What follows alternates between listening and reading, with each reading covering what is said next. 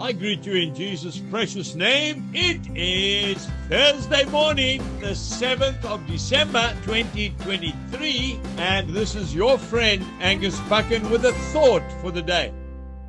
We start off in the book of James, chapter 1, and I'm reading two verses, verse 7 and verse 8. For let not that man suppose that he will receive anything from the Lord. He is a double-minded man, unstable in all his ways, adrift at sea. The sailors tell me it's the most dangerous place for a ship to be. When it is just floating and it's going nowhere. A very dangerous place to be. No control of anything. The Message translation says, keeping all your options open.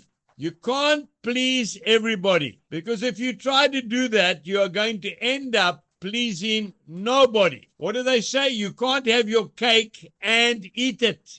We cannot be half-hearted, wavering. It leaves a man very unstable in his ways. How many times I hear the call of a desperate wife or mother saying, I just wish that he would do something.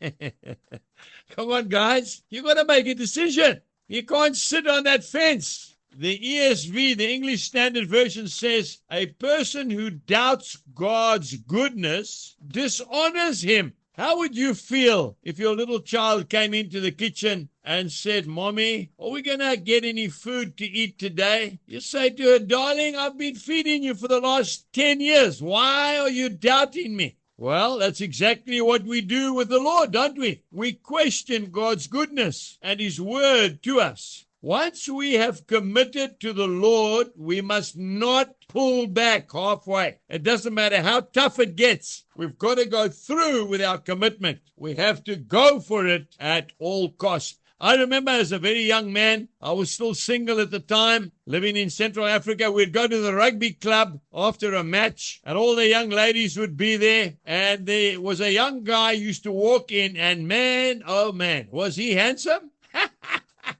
Handsome, had a lovely build on him, and he never had a girlfriend. And that's the honest truth. Why? Because he never committed himself to anything. He used to end up sitting all by himself with his lovely sports jacket on, his hair combed nicely, everything in place all by himself. Never got involved, never committed himself. There was another guy, he had buck teeth, long hair, he was skinny, and he didn't have much of a physique. Man, they used to flock over this young guy. Why? Because he was committed. He would make sure that they are well seated, they had something to eat and drink. They were all over him. Today, let's get committed to Jesus. God bless you and have a great day. Goodbye.